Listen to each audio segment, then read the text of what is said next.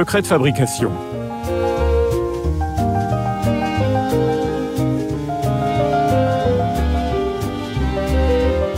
Secret de fabrication. Yasmina Khadra. Hervé Modic. Pierre-Olivier Scotto.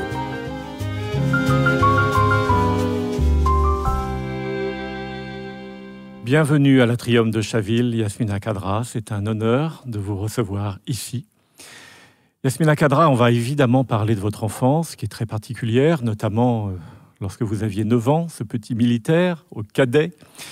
Mais vous dites souvent, dans diverses interviews, que vous n'avez quasiment aucun souvenir de la période de 0 à 9 ans.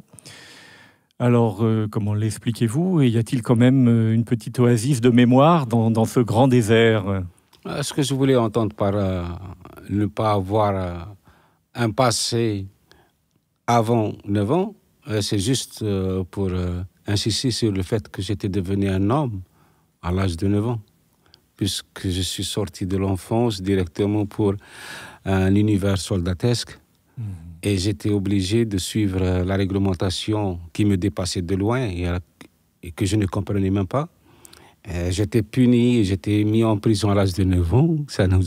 J'étais sanctionné sévèrement à l'âge de 9 ans. On était traités comme des adultes à l'âge de 9 ans. Donc c'est pour ça que, pour moi, ma vie a commencé en septembre 1964.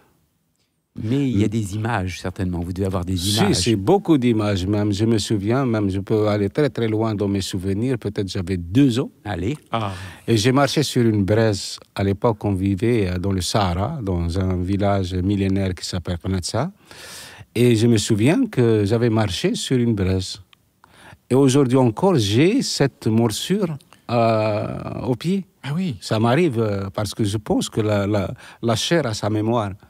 J'ai aussi le souvenir d'ailleurs, ça je ne peux pas l'oublier parce que j'ai le crâne ici défoncé par un coup de crosse. Mon père avait rejoint l'armée de libération en 1956. La LN. Oui, pendant la guerre de libération.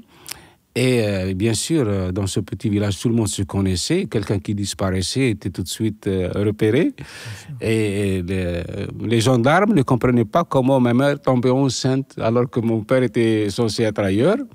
Et de temps en temps, ils faisaient des perquisitions chez nous. Et une fois, ils étaient arrivés très tôt. Et ils ont chamboulé un peu la maison. Et moi, j'étais petit avec mon autre frère qui est mort aujourd'hui.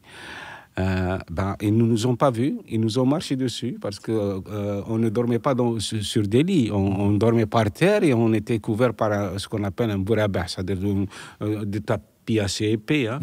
Donc ils ne m'avaient pas vu et pendant que ma mère se chamaillait avec un militaire, moi j'étais dans ses jupons et le militaire, en voulant repousser ma mère, ne m'avait pas vu, il m'avait fracassé le crâne. Et c'est comme ça que je suis devenu intelligent. C'est magnifique. Je note que vous dites le mot morsure. Vous avez dit le mot morsure. Oui. Et c'est le titre, un des titres de votre livre, Le baiser et la morsure. Oui. Donc c'est revenu, vous avez repensé à ce mot-là, morsure? Non, je pense que je n'ai jamais réussi à dissocier le baiser de la morsure. C'est un peu l'histoire de ma vie, vous savez. Je peux être vénéré quelque part et haï pour les mêmes raisons. Je peux être accepté et rejeté pour les mêmes raisons. Je peux être soutenu et abandonné pour les mêmes raisons. Donc, quelque part, c'est un peu mes béquilles. Je peux m'appuyer sur l'autre quand la première se dérobe. Donc, c'est comme ça que j'avance. Mais à 9 ans, c'est vraiment la morsure. Ça s'est fait très brutalement, c'est arrivé à l'école militaire. Vous n'avez pas été prévenu, préparé? Non, pas du tout. Je me rappelle très bien qu'au matin, mon père était venu nous chercher, moi et mon cousin Kader.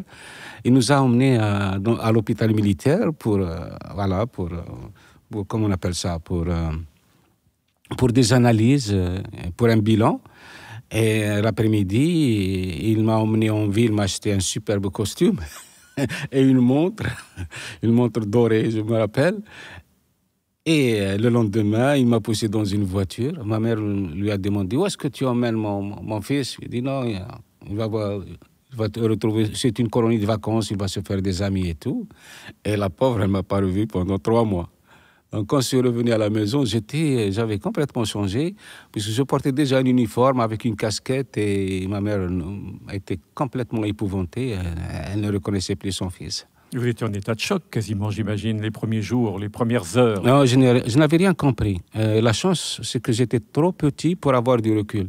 Donc, je ne savais pas comment les enfants du monde vivaient. Moi, je pensais que tous les enfants se devaient d'être emmenés quelque part. Et puis, mais j'ai tout de suite, je m'étais éveillé à la chance que j'avais dans cette caserne, parce que je n'étais entouré que d'orphelins de la guerre.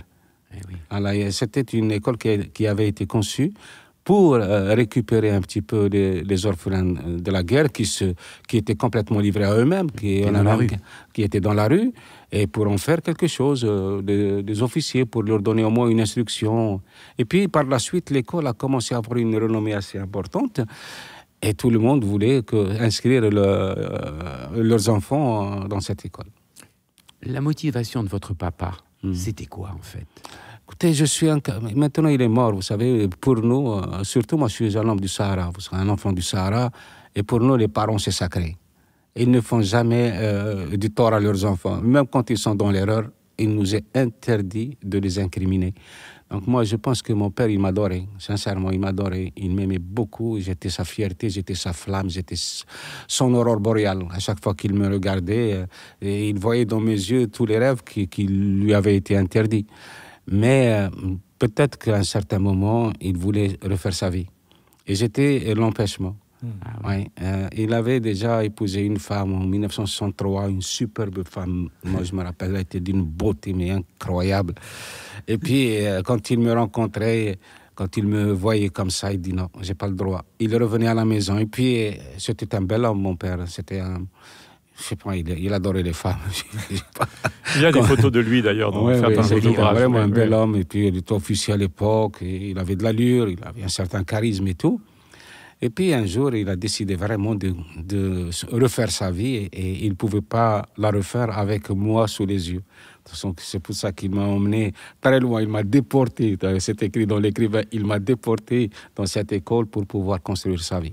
Et la vie était très très dure dans cette école. On vous réveillait le matin en renversant les lits. Il n'y avait aucune tendresse. Il n'y avait aucun élément féminin. Oui, mais toutes les écoles de cette nature se ressemblent. Hein. Moi, quand j'étais à Aix-en-Provence, j'ai rencontré d'anciens cadets français qui étaient à l'école des cadets de Provence. Ils m'ont dit, mais c'est pas possible. Ce que vous avez écrit, c'est exactement ce que nous avons vécu. Oui. Et puis, il y a aussi le livre de... Allons enfants qui nous raconte aussi. Ils nous racontent. Donc, c'est partout la même chose. C'est des orphelinats, et quand ces orphelinats sont livrés à des militaires, ça devient presque quelque part l'antichambre de l'enfer. Mais je ne me plains pas. J'ai toujours accepté mon destin parce que dans notre culture à nous, dans le Sahara algérien, toutes les épreuves sont des leçons de vie. Une initiation permanente. Tout nous a toutes choses déplorables, désagréables, et là pour nous éveiller à ce que nous avons de meilleur en nous. Voilà, c'est comme ça. C'est ça peut-être ma force. Vous savez, beaucoup d'écrivains traversent des déserts. Moi, dans tous mes déserts que je traverse, il y a toujours des oasis que j'invente. Vous dites dans Le baiser et la morsure que vous êtes un magicien des mots. Non, c'est pas moi qui le dis. Oui. Non, j'ai pas cette prétention. C'est Catherine qui le dit. Oui. Et voilà. Mais moi, je pense que nous pensons que vous êtes un magicien des mots. Et vous dites qu'en fait, c'est l'écriture qui vous a sauvé. Oui. C'est l'écriture qui est une sorte de renaissance. Ça vient quand, l'écriture, dans votre vie? C'était dans mes gènes. Hein. Moi, je m'appelle Moulsoul. Moulsoul, c'est un nom générique qui a été attribué aux sages des sages dans le Sahara. C'est mon arrière-grand-père, c'est mon ancêtre. Il s'appelait au départ Bahaté, et puis cet homme a réussi à fédérer toutes les tribus qui se chamaillaient, qui s'adonnaient à des razzias, des petites vindictes et tout. Il a dit, ça suffit quand même, on n'a rien autour de nous, autant être le monde nous-mêmes. Donc, il a réussi quand même à le fédérer. Et comme les rancœurs ancestrales étaient toujours là, aucune tribu n'a voulu s'aligner sur le nom d'une autre tribu. Donc, on a choisi pour mon ancêtre le nom de Moulay Seour, qui veut dire le Seigneur des plaines. Voilà, et c'est comme ça que toute la lignée a été une lignée de poètes ou d'érudits, mais jamais de guerriers. C'est-à-dire que vous êtes issu, vous dites dans le livre, vous êtes issu d'une tribu de conteurs. De conteurs, de poètes. De poètes, d'écrivains aussi, parce qu'on avait à Qanatsa des manuscrits,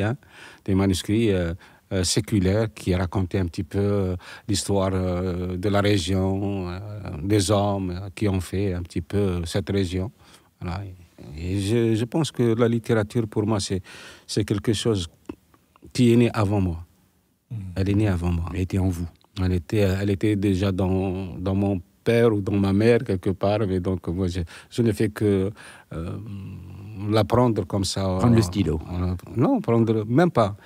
Parce que même avant, quand j'ai commencé à écrire, j'avais 5 ou 6 ans, j'étais très attentif à la musicalité des mots. Et pourtant, c'était ça, la poésie. La poésie, pour moi, à l'époque, quand j'étais petit, c'était la musicalité. C'était pas le sens. C'était pas le message. C'était pas la tournure de phrase. C'était la musicalité. Et j'écrivais des poèmes ou des chansonnettes absolument absurdes, qui n'avaient aucun sens, mais qui avaient l'excuse de rimer et de proposer une musicalité. Et quand vous étiez à l'école, 9, 10, 11 ans, etc., vous écriviez aussi, en cachette? Non, pas en cachette. C'était même très encouragé. Et on nous encourageait à écrire, à nous raconter et tout. Et je crois que je lisais beaucoup. Je suis un ressortissant de la bande dessinée. Avant même d'aller à l'école des cadets, et même plus tard, je traversais toute la ville d'Oran parce que je n'avais pas les moyens de m'offrir un ticket de bus. Donc, je traversais toute la ville d'Oran pour rejoindre, pour retourner dans mon vieux quartier, là où on vivait avec mon père et tout avant la répudiation. Et il y avait un kiosque et j'avais toujours mes bandes dessinées. Donc, je faisais l'échange pour 50 centimes de plus. Je pouvais avoir un nouvel album. Donc, et puis, la littérature, c'était... Moi, par exemple, je ne pouvais pas dormir sans un conte. Si ma mère ne me racontait pas une histoire, il fallait que je la cherche, je farfouille dans mes bandes dessinées ou dans mes livres illustrés pour dormir. Sinon, impossible de dormir. Est-ce que vous vous souvenez du premier livre qui vous a marqué? Oh, c'est très difficile, sincèrement. Mais j'étais un farouche lecteur de La Comtesse de Ségur. Je lisais beaucoup des contes. Et puis il y a aussi à l'époque, je ne sais pas si ça se fait aujourd'hui. Je crois que ça se fait dans un pays aussi cultivé. Ça ne peut pas s'arrêter du jour au lendemain. Mais en Algérie, dans les années 60, on avait des livres illustrés des chefs-d'œuvre de la littérature, mais qui étaient un petit peu ramenés à l'âge des enfants. Donc, il y avait le Robinson Crusoe, Moby Dick et tout, mais c'était écrit d'une manière assez accessible aux enfants. Oui. Et c'était avec des dessins sublimes et tout. Et voilà. Et vous lisiez en français et en arabe? Ou vous lisiez... Je lisais en français. En arabe, on n'avait qu'un seul livre pour enfants, c'était Kalila Odimna, des sortes de fables qui, d'après la mythologie littéraire algérienne, arabe, disent que c'est ce recueil qui a inspiré La Fontaine. Voilà. Parce que c'est lui-même, c'est un livre qui raconte un peu, qui fait parler des animaux et avec une certaine, avec une sagesse, avec une certaine philosophie de la vie et tout. Donc, mais je lisais surtout en français parce qu'il y avait que ça à lire. Alors vous avez grandi, vous êtes devenu un militaire adulte, un officier, etc. À quel moment vous vous êtes dit je suis un bon militaire, je suis un militaire, mais de toute façon je veux être écrivain et je serai écrivain? Dès le départ? Dès le début. Dès l'enfance? Dès l'enfance, c'était une certitude. Parce que je n'ai jamais accepté cette carrière. Elle n'était pas faite pour moi. Moi, j'étais un grand rêveur, je m'isolais beaucoup, je n'aimais pas la parade, je n'aimais pas tout ce qui était sévèrement discipliné. Et puis, il y avait aussi ce rythme infernal auquel nous soumettait l'école elle-même. Se lever à 5 heures du matin quand on a 9 ans, voir son lit se retourner comme ça, et d'un seul coup, pour nous, c'est toute la terre qui se retournait, avec des hurlements, des grossièretés, des blasphèmes, et on courait comme des bêtes effarouchées, voilà, traquées par un prédateur qui ne pardonne ni au cri, ni à la fuite. Et voilà, moi, j'étais dans ce rêve de m'exclure de ce monde. Je voulais m'exclure de ce monde.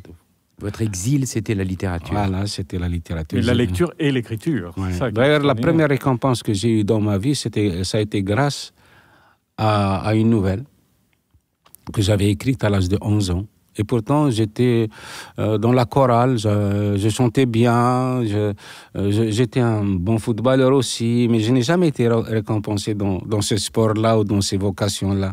Mais il a suffi que j'écrive une nouvelle pour être récompensé. Je me suis dit, tiens, ça, c'est un signe du ciel. Je ne serai libéré de moi-même et de ce destin que par la littérature. Mais il a fallu changer de nom au bout d'un moment. Non. Mohamed s'est appelé Yasmina Khadra. Non, mais j'ai commencé à écrire ça avec mon vrai nom. C'est ça, avec votre vrai nom. Ouais. Mais ensuite, vous avez évolué vers un autre nom. Oui. Qui représente les deux prénoms de votre épouse. Oui, absolument. J'avais écrit 6 livres sous mon vrai nom en tant que soldat et ça n'a pas été facile. L'armée ne m'a jamais interdit d'écrire. Mais elle a toujours essayé de me faire croire que ma carrière était ailleurs, qu'elle était dans les rangs. Et donc, même pour, vous savez, Houria, mon premier recueil de nouvelles qui est sorti en 1984, je l'avais déposé à l'ENAL, à la SNED à l'époque, à la Société nationale d'édition et de diffusion, c'est-à-dire le libraire, comment on appelle ça, l'éditeur étatique, le seul d'ailleurs en Algérie, en 1976. Ah oui. Il est sorti en 1984. Ils ont mis du temps, hein? 8 ans. Oui. Et vous savez, à chaque fois qu'il était programmé pour la publication, on ne pouvait pas me joindre. Ils savaient que j'étais dans l'armée, mais ils avaient besoin de l'autorisation du ministère de la Défense pour que je puisse publier mon livre. Il fallait que ma hiérarchie m'autorise à publier des livres. Et lorsque je l'ai appris, je me suis dit jamais le commissaire politique n'accepterait que j'écrive quoi que ce soit. Donc je lui ai proposé à ma demande, j'ai joint à ma demande, mes tout premiers textes, ceux que j'avais écrits à l'âge de 11, 12 ans, qui étaient vraiment d'une indigence épouvantable. Et par pitié, le commissaire politique a dit, bon, il écrit comme ça, ce bonhomme, il ne sera jamais écrivain. On risque Donc, rien. il m'a donné l'autorisation. Et ce qu'il oubliait, c'est que mes livres attendaient justement cette autorisation. Et dès que l'éditeur l'a reçu, hop, est sorti mon premier livre qui s'intitule Houria. Et depuis, ça n'a pas été facile. Mais tout ce qui ne me détruit pas me donne la force de transcender. Mais vous disiez que vous écriviez même dans un hélicoptère, dans un temps, que vous fermiez votre bureau à clé et puis vous attendiez, vous craigniez les bruits de pas, etc. Oui. Quelquefois, quand je suis en train lorsque je suis sur une page un peu difficile, je n'ai pas envie que les gens lisent par-dessus mon épaule. Voilà. Et donc, je fermais la porte de mon bureau, mais j'ai écrit dans des hélicoptères quand j'étais sous le choc. Parce que quand j'allais sur le terrain, généralement, c'est pour aller vers le cauchemar. Il y a une embuscade, il y a des gens qui ont été massacrés, décapités, démembrés, et moi, j'allais sur place pour en rendre compte, voilà. Et quand je revenais, bien sûr, j'étais tellement écœuré, tellement outré, tellement choqué, que je prenais des notes qui allaient servir par la suite à m'aider à écrire Les Agneaux du Seigneur et À quoi rêvent les loups. Quand Hervé dit que vous avez pris les deux prénoms de votre femme, Yasmina et Khadra, pour... Yamina, pardon. C'est l'éditeur qui a ajouté le S. Qui a ajouté un S, il a triché. Donc je ne suis pas trompé.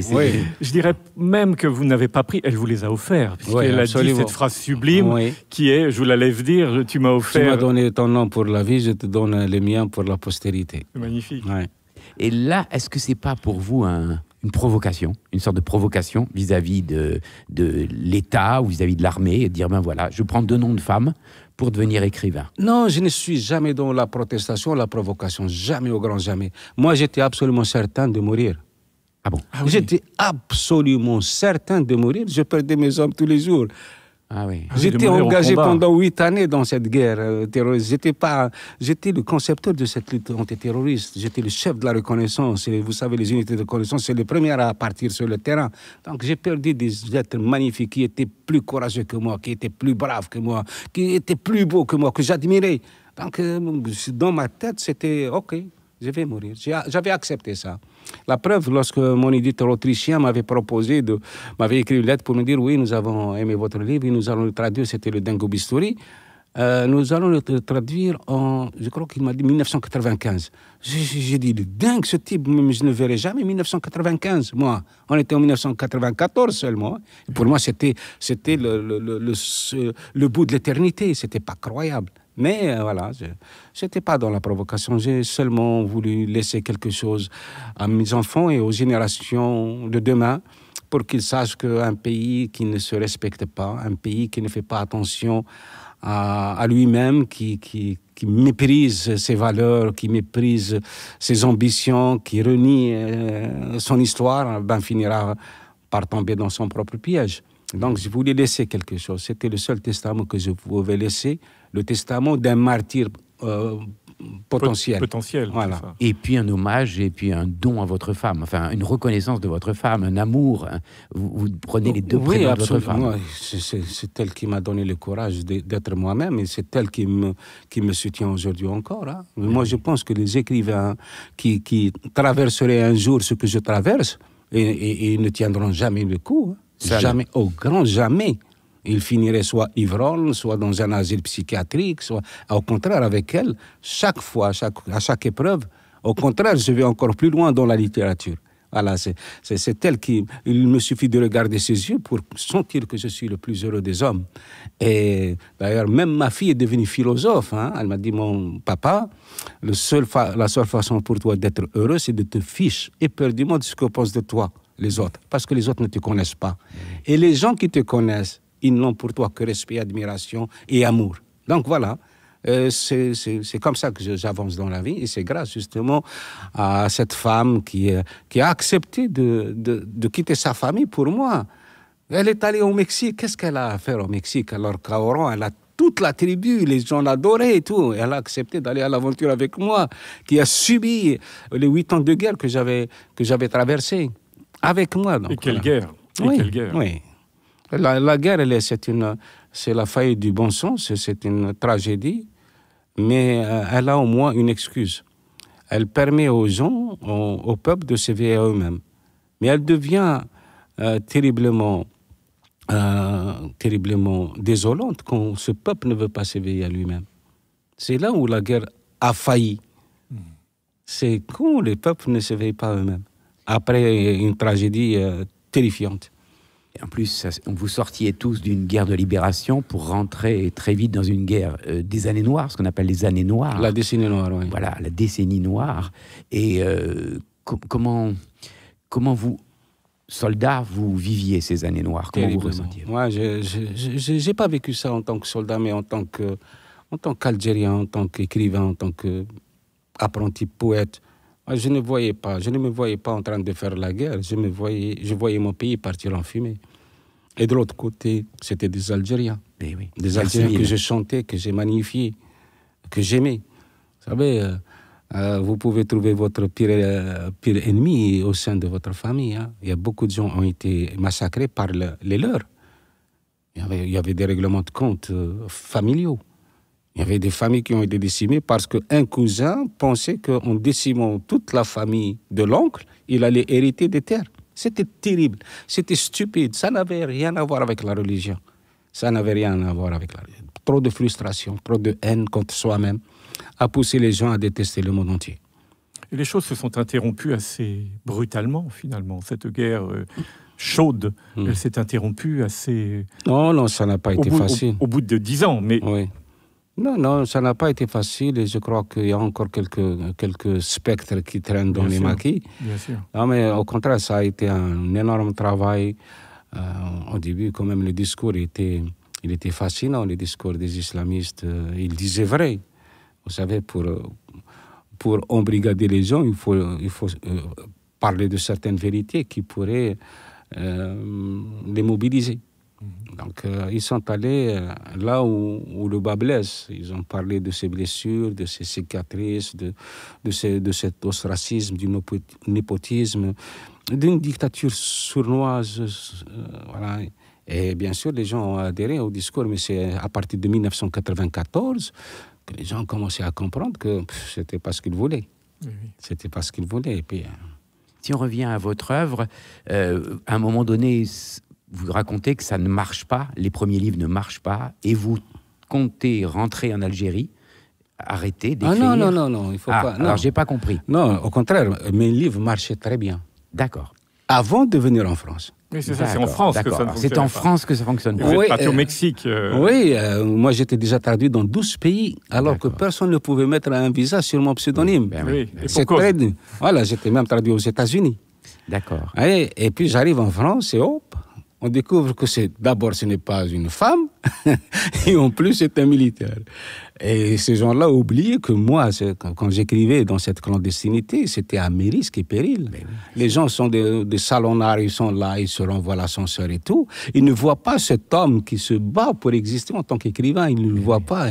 Et tout ce qu'ils voient, c'est un uniforme. D'ailleurs, jusqu'à maintenant, quand je sors un livre, il me sort un uniforme. Mes livres sont dans le monde entier. Je suis allé dans 57 pays. Jusqu'à aujourd'hui, même aujourd'hui. Oui, mais encore maintenant, c'est pire encore.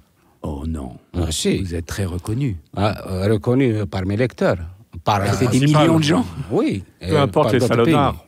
Peu importe les salonnards. Si votre lectorat vous reconnaît. Moi, j'ai du chagrin pour ces gens-là. J'ai pas de mépris, j'ai pas de haine, j'ai seulement du chagrin. Parce que quand même, il faut bien sortir de la cour de récré. Il faut bien grandir un jour. Évidemment. Voilà, quand vous allez au Mexique, et à peine arrivé, vous avez 25 quotidiens qui sont là, 5 télévisions, vous faites le 13 heures sur le plateau, il y a un reportage sur vous de 5 minutes dans le 20 heures dans une autre chaîne, et les gens qui courent partout, c'est magique. Alors, moi, ça me grandit, et ça grandit ces gens-là dans mes yeux. Et là, mais quand même, le cloisonnement ne doit pas toucher à l'art. Moi, je m'émerveille, tous les écrivains qui me fascinent sont mes meilleurs amis.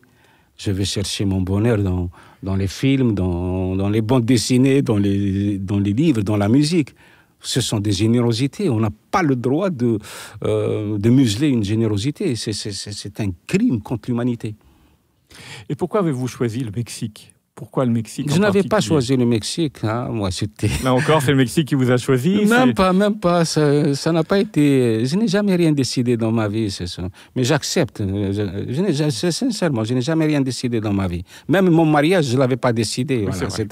C'était un mariage traditionnel. Arrangé, comme arrangé, voilà. Je n'ai pas décidé d'aller dans l'armée, de m'engager. Oui, je n'ai pas décidé de venir m'installer en France. Ce sont des circonstances, mais j'accepte. Je dis, ce n'est qu'une vie finalement. Et je voudrais savoir où elle veut me conduire, cette vie. Vous en avez eu plusieurs des vies, hein, quand même. Oui, heureusement. Mais je ne suis pas un chat, malheureusement. Je n'ai que 3 ou 4 vies, pas plus. Il y a ce livre que vous dites qui, tout d'un coup, c'est une révélation pour le public là, français, européen et même mondial, c'est l'attentat. Oui. Vous dites que c'est le livre qui vous a fait reconnaître véritablement. Vous pouvez nous parler de ce livre? Oui, moi, à un certain moment, j'ai écouté ma femme, finalement. Elle m'a dit, écoute, Mohamed, tu ne peux pas, les gens ne t'aiment pas, la presse ne t'aime pas, tu es étiqueté pour eux, tu resteras toujours un militaire, donc oublie tout ça. Tu as essayé, tu n'as pas réussi. Attention, entre parenthèses, je n'ai pas réussi ici en France. C'est ça.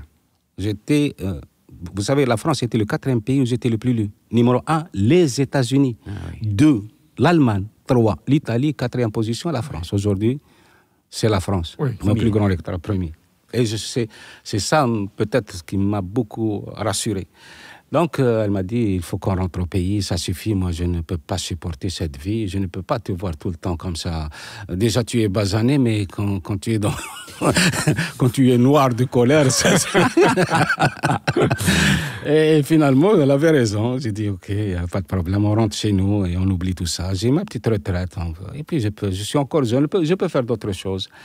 Donc, avant de rentrer, j'étais passé chez Julliard, chez Betty Mialet et Bernard Barrault pour leur faire mes adieux. Et puis, je suis passé dans les autres bureaux parce que quand même, à Julliard, j'étais très, très soutenu. Les gens vraiment se sont dépensés outrageusement pour moi. Et donc, j'étais allé leur dire à chacun, leur faire mes adieux. Et je suis arrivé finalement chez Sylvie Bardot, qui s'occupait très bien de moi. C'est une sœur pour moi. Et là, alors qu'elle était en train de... Elle était, je crois, en train de travailler. Je n'ai pas voulu la déranger. J'attendais qu'elle finisse son travail. Et puis, je lui ai dit, est-ce que tu n'as pas quelques feuilles comme ça? Au départ, je voulais lui écrire. J'ai dit, parce que je devais prendre un train. J'ai voulu lui laisser un mot. Mais non, c'était pas là. C'était pas ça. J'ai commencé à écrire. Mon Dieu. Et j'étais parti. Et puis j'ai pris le train, j'ai continué d'écrire. Et j'arrive chez moi, je continue d'écrire. 2 mois, j'avais terminé le livre. Ah oui. 2 mois. Et j'ai dit, peut-être que c'est le livre des adieux. Voilà. Je ne voulais pas sortir comme un voleur par la fenêtre. Porte, ouais. Je suis entré par une porte principale, je sors par la porte principale. Mais jamais je ne me suis attendu à ce que ce livre rencontre un tel écho. Vous pouvez nous raconter un tout petit peu l'attentat, pour les lecteurs qui vont vous lire, qui n'ont pas lu l'attentat? C'est un livre qui raconte le conflit israélo-palestinien. Et comme je me méfie un peu des guerres stupides que je ne supporte pas, je suis l'enfant de la guerre, donc je sais qu'elle n'apporte rien de bon. J'ai voulu que mon personnage incarne ce conflit, qu'il soit en même temps palestinien et israélien. Voilà. Et le problème est réglé. Voilà. Et je voulais installer ce conflit dans le couple lui-même. Dans un couple. Dans un couple.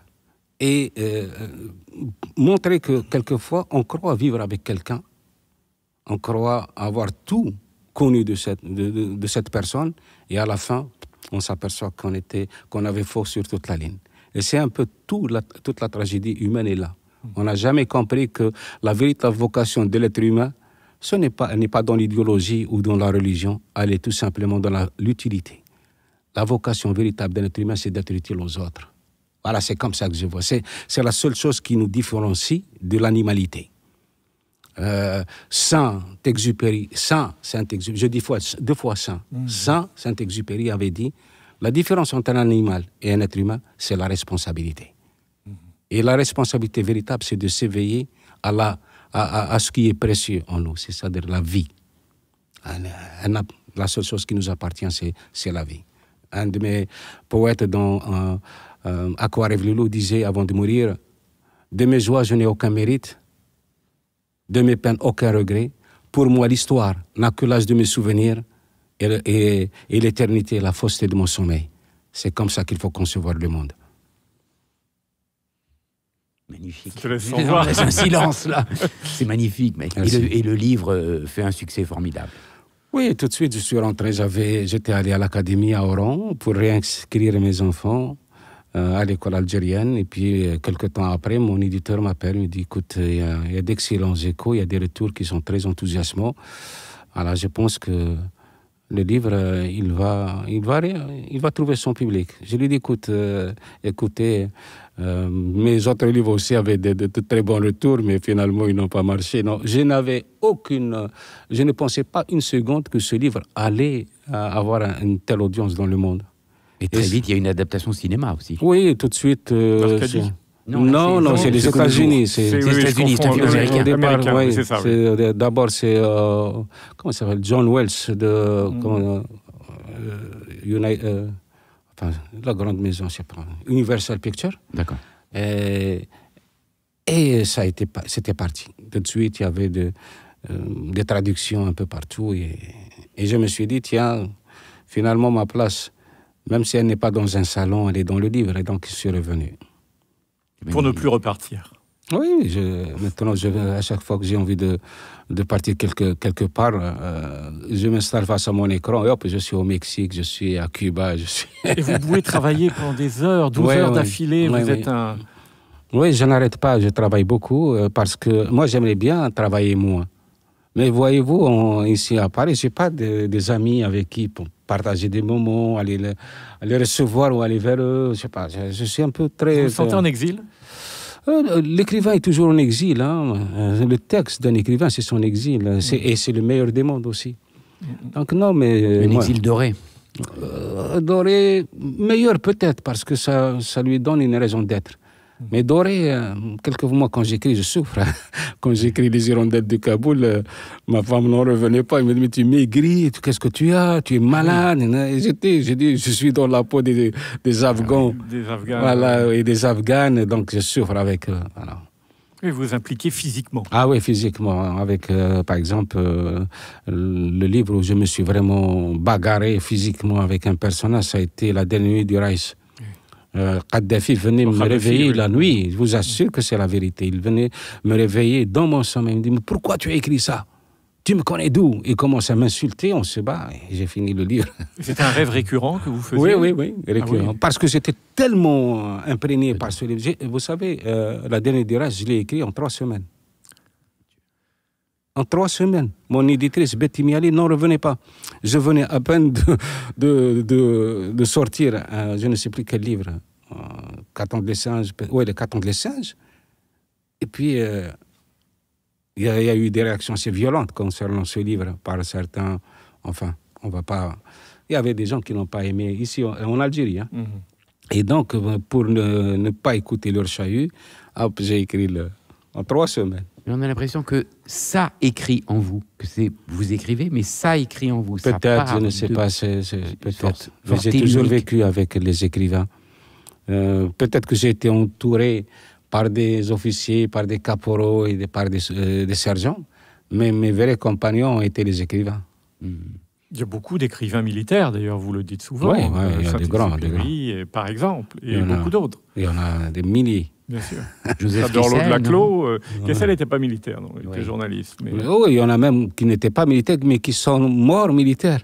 Ah oui, si, Apollinaire, Saint-Exupéry, donc voilà. L'uniforme, la littérature n'appartient à aucune frange de la société, elle appartient à celui qui a une sensibilité et peut-être la force de porter cette sensibilité aux autres. Peut-être aussi faudrait-il cesser de dire que c'est péjoratif d'être militaire.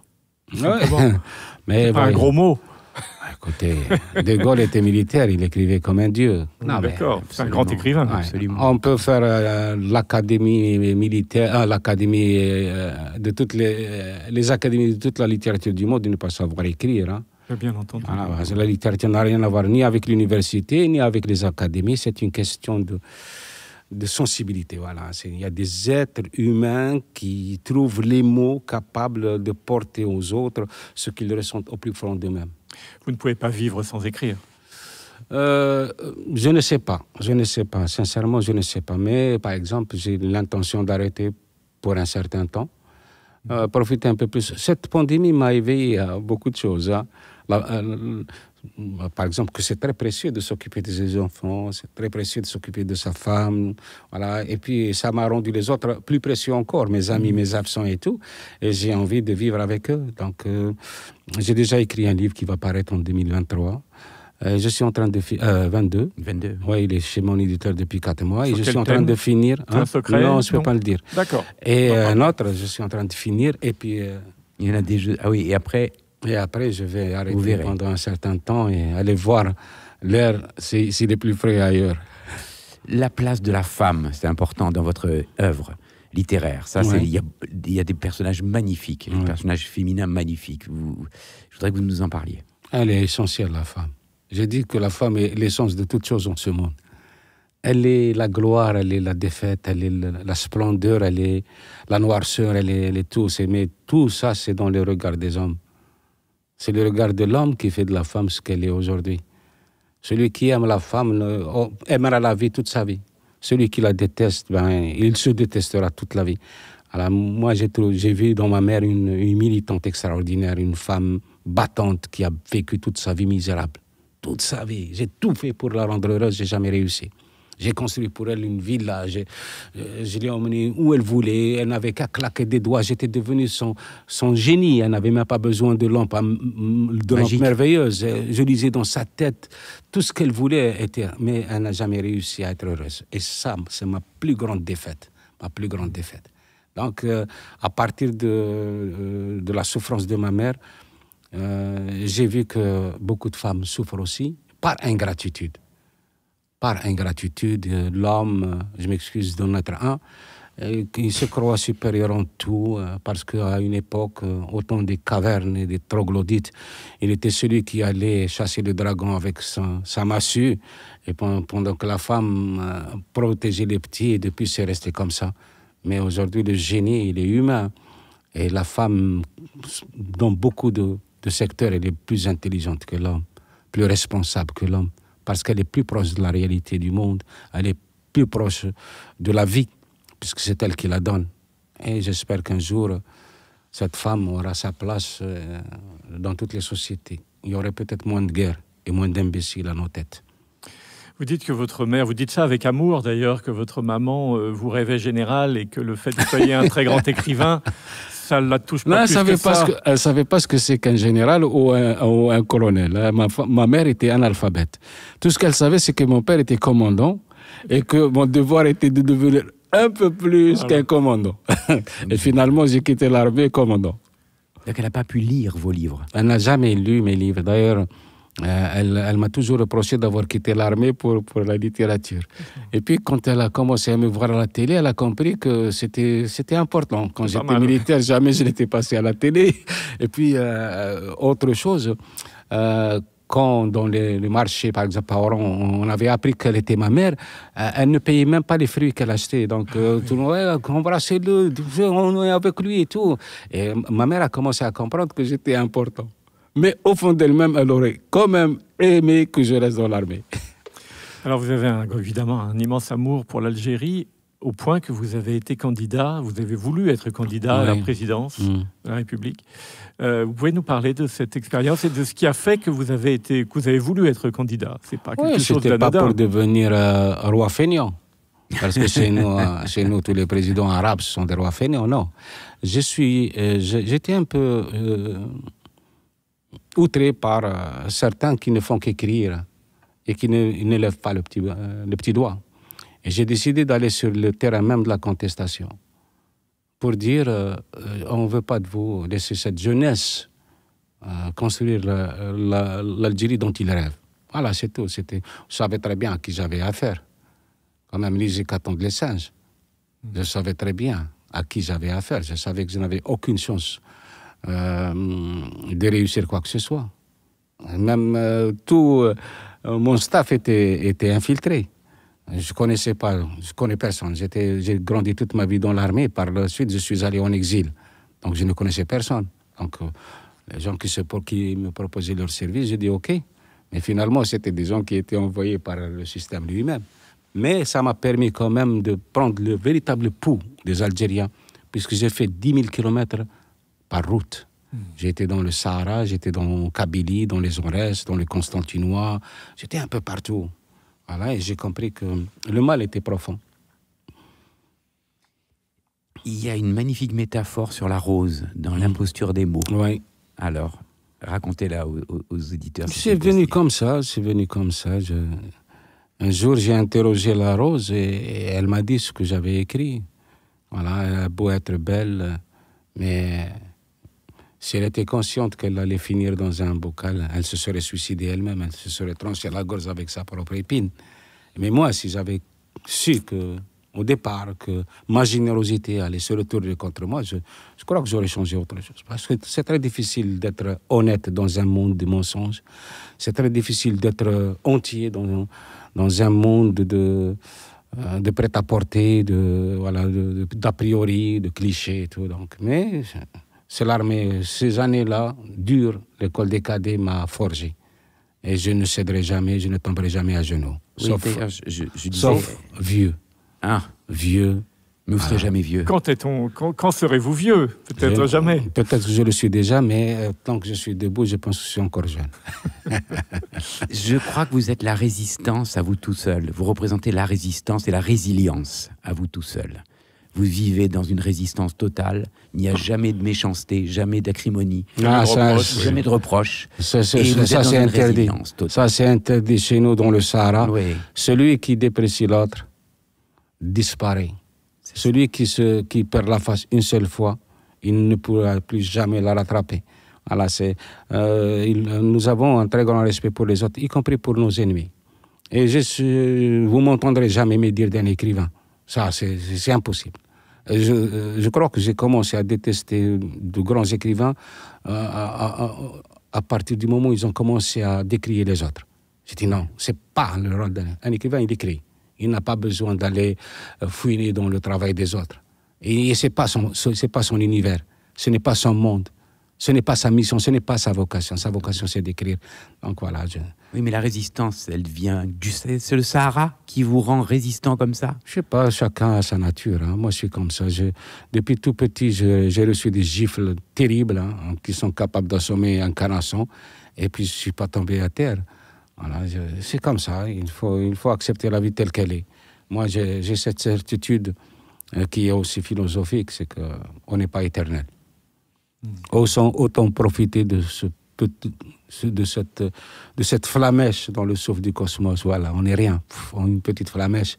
Et si on essayait de faire de cette flamèche une torche, un soleil, une aurore boréale, voilà, j'ai beaucoup d'admiration pour les gens, pour les humoristes. Pour moi, les vrais prophètes sur Terre, ce sont les humoristes, ce sont les dramaturges, ce sont les écrivains, les musiciens. Ce sont ces gens-là qui sont les vrais prophètes sur Terre. Je voudrais être dans cette générosité. Les humoristes, lesquels par exemple? Tous. Ils me font rire. Raymond DeVos, vous avez oui, moi, j'ai pas tout individu qui est là, toute personne qui vient sur un plateau pour me faire rire, il fait de moi un roi. Donc, et moi, je fais de lui un dieu. Vous n'avez pas écrit des choses humoristiques, vous? Ah si, ça m'arrive d'écrire. Oui, ça m'arrive d'écrire. J'ai un peu d'humour, comme dans le commissaire Loeb, par exemple. C'est clair que vous avez de l'humour. Le commissaire Loeb, lui, des fois, j'éclate de rire et ma femme me dit, mais qu'est-ce qui te prend? Je dis, c'est lui, c'est pas moi, c'est lui. Moi. Et le rapport à... J'aimerais qu'on parle quand même un petit peu du rapport à Camus, Albert Camus.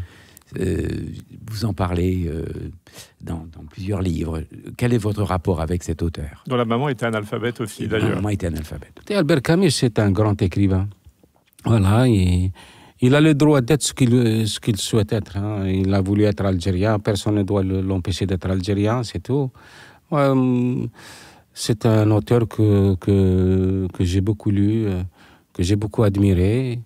Il n'est pas obligatoirement le meilleur. Je vais peut-être vous étonner, mais moi, je préfère Sartre. Ça va, mais il faut être... J'ai dit dans l'équation africaine, le courage, c'est d'être soi. L'hypocrisie, je ne sais pas ce que c'est. Pour moi, l'écrivain qui m'a le plus un petit peu terrifié et un peu menacé ma mégalomanie, c'est bien Sartre. Mais j'adore tous les écrivains, Amin Malouf, les jeunes aujourd'hui, il y en a de très bons, voilà, c'est... Vous avez des rapports avec eux? Vous vous voyez régulièrement? Non, je n'ai de rapport avec aucun écrivain. Ah oui? Ouais. Il n'y en a pas qui cherchent à avoir des rapports avec vous, à avoir des contacts? Non, moi j'ai cherché, mais il n'y a pas eu de retour. Et voilà. Je vais faire un petit peu de publicité pour une consoeur à vous, une Algérienne qui s'appelle Kauter Adimi. Oui. Pour moi, c'est un très bel écrivain qui a écrit un très beau livre sur une librairie à Alger qui s'appelle la librairie Charlot. Oui, j'ai lu. Ouais. Vous avez lu? Elle était venue chez moi aussi. Voilà. Une fois, elle était... pendant le mois de Ramadan, je l'ai invitée chez moi à Ronfle. Voilà. J'ai pas... Vous savez, j'ai appris une chose dans la vie. La haine, c'est une toxine qui vous détruit. Et si on veut vraiment être heureux, il faut chercher son bonheur partout. Si on ne le trouve pas, il faudrait l'inventer. C'est comme ça, c'est ma philosophie. Oui. Mais pourtant, je reviens à Camus. Quand même, au niveau de Camus, il a quand même beaucoup de ressemblances avec vous, avec votre parcours. Il a été décrié par les salonnards. Il a été, on lui dit qu'il prenait pas son camp, le bon camp. On l'a beaucoup humilié. Et Sartre l'a humilié beaucoup aussi. Ouais, écoutez, ça, ce sont des guerres d'ego. Bien entendu. Et il n'y a pas un monde aussi narcissique que le monde des intellectuels et des écrivains. Chacun se croit plus beau que les autres. Moi, je me regarde dans une glace, je dis, tiens, j'ai beaucoup de chance quand même d'être arrivé à me marier avec la gueule que j'ai. Et c'est déjà une victoire sur moi-même. C'est déjà... Moi, je ne suis pas... J'essaie de donner le meilleur de moi-même dans un texte. J'essaie de mériter les gens qui me lisent. J'essaie de les mériter. Voilà. Et je sais ce qu'ils m'ont apporté. Parce que sans eux, je ne serais rien. D'ailleurs, je l'ai dit 1000 fois. Un écrivain fait des livres, mais c'est le lecteur qui fait l'écrivain. Et son lecteur, l'écrivain n'est que lettre morte. Et si je suis vivant, c'est grâce à ces lecteurs. Donc, cette guerre, ça ne m'intéresse pas. Au contraire, je suis affligé de voir ça. Oui. Affligé, parce que ce sont des gens qui sont censés être au-dessus de tout ce qui réduit l'homme à une simple expression de haine. Voilà. Je ne comprendrai jamais comment quelqu'un... Moi, j'adore lire. J'adore lire. Et si je commençais à haïr tous les gens qui écrivent bien, quel serait mon univers? Voilà. Mais il y a des gens comme ça qui se complaisent dans ce rejet de l'autre. Ce n'est pas mon cas. Alors, petit secret intime, vous travaillez comment vos textes? Vous biffez beaucoup, vous rayez beaucoup, vous ne rayez rien, au contraire, vous concevez avant les choses. Techniquement, comment vous écrivez, pratiquement? Écoutez, j'écris d'abord le roman comme ça, d'une traite. Et puis, je commence à travailler la langue. Je peaufine beaucoup, je cherche le mot juste, je cherche la tournure de phrase. Et puis, je suis tellement imprégné par mon histoire que d'un seul coup, c'est la langue elle-même qui vient à mon secours. Je travaille beaucoup le texte. Je ne peux pas... Après, quand je me relis, je suis incapable de passer au chapitre suivant si je ne suis pas totalement satisfait de... Voilà. Même s'il y a un mot, je ne peux pas. Il y a un mot que je ne trouve pas ou qui me paraît pas bon, bien une phrase qui me pose problème, je ne peux pas passer à l'autre. Et vous lisez votre texte à voix haute ou pas? J'ai un accent terrible. Je me déteste quand je lis à haute voix mes textes. D'accord. Quand j'entends, par exemple, des comédiens lire mes textes, j'en ai entendu des comédiens vraiment... je deviens fan de moi-même. C'est très joli. Et oui, c'est fort. Ouais. Et en fait, pour revenir à la question d'Hervé, la structure, vous l'avez en vous, ou le plan du roman au départ, vous le faites, ou c'est directement, vous l'avez en vous? Non, l'histoire, elle est dans ma tête. Du début à la fin, d'ailleurs, c'est ce que je revois. On rembobine tout le temps. L'histoire, elle est dans ma tête, du début à la fin. Vous avez même le plan de fin. Vous avez même la... Oui. Le problème, c'est la langue. Mon problème, c'est la langue. C'est comment accéder à cette langue magnifique qui n'est pas la mienne, que je n'ai jamais étudiée. J'ai jamais étudié la langue française. C'est une langue que j'ai aimée. Voilà, tout simplement. L'amour a fait que d'un seul coup, il y a eu cette alchimie, cette complicité, ou je ne sais pas, cette fusion. C'est devenu fusionnel. Donc, et je sais aussi qu'elle m'attend au tournant. Quand je commence à écrire, j'ai en face de moi la langue française, qui est une très belle dame, mais qui a les bras croisés. Hein. Elle vous impressionne, vous êtes intimidé un peu. Oui, elle a les bras croisés. Elle me dit, oui, qu'est-ce que tu veux? Et moi, j'essaie quand même de... Voilà, mais le travail sur la langue, pour moi, c'est le plus important. Ouais, chaque mot doit être précis, ciselé. Juste ciselé, c'est ça. Oui, mais j'ai évolué grâce à mes éditeurs, grâce à mes lecteurs, grâce à tout le monde. Donc, avec le temps, on apprend. Vous savez, la littérature, c'est comme le rocher de Sisyphe. Hein. Si vous êtes arrivé au bout, c'est que vous êtes perdu. Il n'y a plus rien. Il faut retomber toujours et recommencer, et se reconstruire, et se réinventer. Voilà, c'est... Vous parliez au tout début de l'entretien de musique, de musicalité. Oui. Est-ce que cette musique orientale ou arabo-andalouse, ou qu'est-ce que vous aimez en musique? Qu'est-ce que vous aimez? Je vous assure, tout. Ma musique, c'est un enchantement. D'ailleurs, j'ai écrit dans Dieu n'habite pas à la Havane que la musique était le seul talent que Dieu envie aux hommes. C'est écrit noir sur blanc. Ça a fait gueuler quelqu'un. Je m'en doute, oui. Mais c'est vrai, la musique, c'est la seule chose que l'homme a. La vibration. Est-ce que Dieu chante faux pour vous? Non. Parfois. Non, il ne chante pas faux, mais tout ce qu'il a créé est merveilleux, le cosmos, la nature et tout. Mais la musique, il n'a pas inventé la musique. C'est l'homme qui l'a inventée. Et donc, quand j'ai inspiré peut-être. Certainement, certainement. Oui, avec le vent, quand même. Oui. Et puis, la mer. Avec les roseaux et tout. On fabrique des flûtes et tout. Non, mais ce que je voulais dire, c'est que la musique, c'est l'octave, c'est une octave magique. Une octave magique. Vous écrivez en écoutant la musique? Quelquefois. Ce que le jour doit à la nuit, je l'ai écrit en écoutant la musique algérienne. Gidio, Andalou et tout. Donc, j'ai passé tous les chanteurs d'autrefois. Et c'est comme s'ils convoquaient cette époque pour moi. Voilà. Où toutes les communautés étaient rassemblées, les Juifs, les Espagnols, les musulmans. Même les humoristes, par exemple, je traquais les sketchs de Robert Lamoureux. Oui. Voilà. Et ça me renvoie à cette époque. J'avais besoin de ça. Parce que quand on chante, il faut écouter les chanteurs de l'époque. Qu'est-ce qu'ils racontent? Eh bien, ils nous racontent leur époque. Aujourd'hui, qu'est-ce qu'on raconte? Rien. Du bruit, du chahut. Mais avant, heureusement, j'ai eu la chance d'être élevé par Brassens, par Kulthum, par Abdul Wahab, par Braoui El Houari, par l'Anqa. Donc, ils m'ont parlé, ils m'ont instruit. Avant, quand on écoute Brel, on n'écoute pas une chanson, il nous raconte une histoire. Une histoire, absolument. C'est magique. Vous parlez dans un de vos livres que vous avez rencontré Léo Ferré. Oui. Malheureusement, ça a été très bref. Oui. Bah, moi, j'étais en vacances et à un certain moment, je ne me retrouvais plus à Oran. J'avais besoin de retrouver mes amis, mes cadets. Et à l'époque, n'importe quel cadet pouvait prendre un train et s'arrêter n'importe où. Il a toujours un cadet quelque part. Et j'avais besoin de cette présence. Donc, j'étais allé à Alger. On m'a dit qu'il y avait 2 cadets à Sidi Furish. Et c'est tous 2 cadets de ma classe. En plus. Et je suis allé les voir. Certains d'avoir où dormir ou manger. On n'avait pas beaucoup d'argent à l'époque, vous savez. Et puis ils me disent, écoute, tu sais qu'il y a ton idole qui est là? Je dis, c'est pas possible. Qui ça? Léo Ferré. Je dis, non, non. J'étais vraiment, je veux le voir. Il dit, on va essayer de voir s'il est... Mais ils ne l'ont jamais approché, finalement, comme par la suite. Ils l'ont surveillé. Et au matin, quand il était allé prendre son petit déjeuner, il me dit, il est sur la terrasse, il t'attend. Alors qu'il ne l'avait même pas contacté. Et moi, j'arrive, je dis, je suis le cadet.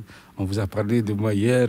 J'adore ce que vous faites et tout. Il me dit, c'est vous. Voilà. Il était adoré en Algérie. D'ailleurs, on l'adore toujours. Et puis, de discussion en discussion, je lui dis, moi, je suis un poète et tout, et je lui sors mon poème que j'avais, enfin, il existait déjà, mais que j'avais réécrit dans ma chambre. Je dis, est-ce que vous pouvez pas chanter ça pour moi? Ah oui, mon Dieu, vous y êtes allé carrément. Carrément, écoutez, j'avais 18 ans, 17 ans, j'étais fasciné. Mais bien sûr. C'est pas l'audace, c'est la naïveté, la naïveté. Oui, mais oui, il a dit, mais c'est très beau, hein. C'était le poème que j'avais repris dans l'écrivain. Non, pas dans l'imposture. Dans l'imposture des mots. Je ne me rappelle plus. Il y a 4 livres sur moi, je ne sais plus. C'est la femme que j'aimerais me donner sa vie entière pour une poignée de blé et arrachera ses chairs pour remposer mes plaies. Je veux qu'elle soit forte à détourner le destin sur les années mortes. Elle retracera mon chemin. C'est exagéré de la part d'un homme, mais finalement, cette femme, je l'ai rencontrée. C'était juste un rêve. Et donc, je lui dis, est-ce que vous ne pouvez pas chanter ce poème pour moi? Il m'a dit oui, pourquoi pas. Il a dit pourquoi pas. Et puis j'étais tellement très fébrile et tout. Il a sorti un stylo en argent. Et il me l'a offert. Et ce stylo est jusqu'à ce jour chez moi, à Oran. Et qu'est-ce que je fais moi, en même temps? Il faut que je lui offre quelque chose. Je suis allé à Alger et j'ai voulu lui offrir un stylo pour qu'il écrive ses prochaines chansons. Mais je n'avais que 6 dinars. 6 dinars. Qu'est-ce qu'on peut acheter avec 6 dinars? À l'époque, c'était 6 francs. Voilà, ou 3 francs. Et je cherchais partout et finalement, dans une papeterie, je trouve des stylos, vous savez, à pompe. Oui. Voilà, j'ai acheté un stylo à pompe pour lui. Avec l'encre. Oui. Mais je ne lui ai pas donné de main propre, mais je l'ai laissé à la réception pour lui, parce qu'il était déjà parti, il chantait à Alger. C'est une jolie histoire. Yasmina Khadra, on arrive bientôt à la fin de notre entretien. Vous parliez de votre lectorat. Je sais que vous rencontrez beaucoup de monde, beaucoup de jeunes. Vous leur transmettez beaucoup de vous-même. Quelle est la chose? Quel est le sentiment que vous voudriez transmettre avant tous les autres? Le plus important. La sauvegarde du livre. La sauvegarde du livre. Vous pensez qu'il est en danger? Oui, il est en danger. Il est très en danger, surtout. On ne lui prête pas beaucoup d'attention. Et vous savez, la rencontre avec le livre se doit d'être sublime. Si on fait une première rencontre avec un livre désagréable, c'est fini la littérature. Donc il faudrait peut-être que je leur conseille beaucoup d'auteurs qui sont capables de les enthousiasmer. Voilà, et je voudrais que le livre demeure le meilleur ami de l'homme. Pas le cheval, pas le fusil. Un livre comme ça, aujourd'hui, un titre à conseiller. Il y en a plusieurs. Allez, trois. Je sais pas. Je voudrais qu'ils lisent, que tout le monde lise Le Petit Prince. Oui. Je voudrais qu'on découvre aussi la littérature arabe. Un certain Taha Hussein. Je voudrais qu'ils lisent Les Jours et qu'ils lisent L'Arbre de misère. C'est une traduction sublime. Je voudrais aussi qu'ils lisent un peu de chinois ou un peu de russe. Moi, j'adore la littérature russe. Même, vous savez, je ne peux pas... Les écrivains, c'est comme mes parents. Je ne peux pas leur en vouloir. À preuve, il y a Sholokov. Sholokov, c'est un véritable salaud. Il a persécuté les écrivains qui n'étaient pas en odeur de sainteté au Kremlin. Alors, il voulait faire plaisir à Staline. Il était tout le temps en train de critiquer les autres et tout. Mais mon Dieu, quand j'ouvre son livre, je lui pardonne tout. Oui, je comprends. Mais il y a quand même quelque chose qui émane de vous, et c'est peut-être même malgré vous, puisque tout arrive malgré vous, j'ai l'impression, c'est la bienveillance. La bienveillance, c'est... Je sais pas moi, la bienveillance, normalement, c'est quelque chose de naturel. Normalement, c'est quelque chose de naturel. Moi, je ne comprendrai jamais l'animosité, l'aversion, la détestation. Je ne comprends pas. Je peux ne pas m'entendre avec quelqu'un. Oui, il m'arrive, que Dieu me pardonne, il m'arrive de mépriser des gens. Je les trouve tellement éloignés de l'image qu'ils se donnent et tout. Mais je ne peux pas les haïr. Les haïr, c'est-à-dire renoncer à ma vie pour essayer de traquer la vie des autres. C'est ça la haine. C'est-à-dire, à un certain moment, hop, on n'existe plus pour soi. On est là en train de suivre l'autre. On voudrait qu'il glisse, qu'il tombe, qu'il échoue. Non, il y a d'autres choses beaucoup plus belles que ça. Alors, tout cet entretien, vous avez été en permanence animé par un magnifique sourire. Pourtant, vous avez relaté des choses très fortes, terribles parfois. Vous avez vécu des choses terribles. Êtes-vous, par rapport à l'avenir, aussi serein et aussi souriant? Non, je ne suis pas serein. L'avenir me fait peur. L'avenir me fait peur. Je pensais que cette pandémie allait, je sais pas, secouer en nous ces fibres sensibles qui sont en train de s'effilocher, mais non. Non, ça n'a pas... Moi, je voudrais que les discours de haine ne soient pas tellement consacrés. Aujourd'hui, la haine est devenue pratiquement les joutes oratoires. Voilà, c'est presque un mode de vie pour certains. Oui, non, il ne faut pas tomber dans ce piège. Tous les peuples aspirent à vivre tranquillement. Vous savez, on a beaucoup de difficultés à vivre au quotidien, hein, mais tous les peuples aimeraient que... Chaque famille voudrait élever leurs enfants, ses enfants dans la quiétude, les accompagner à l'école, les voir grandir, les marier, puis les laisser partir. C'est ça, c'est la vocation. Mais moi, je ne suis pas serein du tout. Je sais pas, la haine a atteint des proportions qui me paraissent presque irréversibles. Alors, on terminera sur une note un peu pessimiste? Non, mais heureusement on s'est toujours combattu, vous savez. L'humanité a toujours créé ses propres tragédies et elle a toujours survécu à ses propres catastrophes. Donc, mais c'est dommage de tomber toujours dans le même piège. Il y a tellement de choses, de belles choses autour de nous. Alors, il faut écouter la musique, il faut rire de temps en temps, et puis il faut aller regarder la mer et se dire, bon, elle est là depuis des millénaires et elle ne change pas. Pourquoi faut-il changer, nous? Voilà. Bien, cet été, allons regarder la mer. Absolument, tous ensemble. Il faut vivre. Je ne sais pas, même maintenant, on ne peut plus dire, on ne peut plus magnifier une femme sans passer par la brossière. Alors, ouais, c'est la dérive. Mais il faut continuer d'espérer, de croire, et surtout, il faut penser aux générations de demain. Merci beaucoup. C'est moi. Yasmina Khadra, d'être venue à l'Atrium de Chaville. Merci à vous.